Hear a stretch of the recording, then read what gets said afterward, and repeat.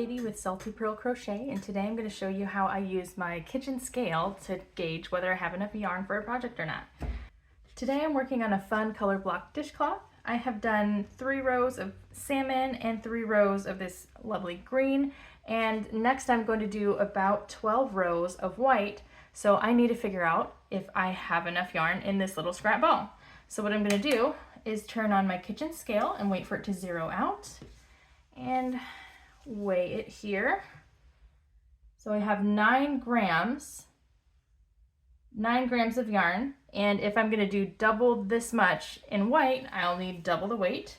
So I should need 18, and I have 20. Looks like I have enough to finish my project.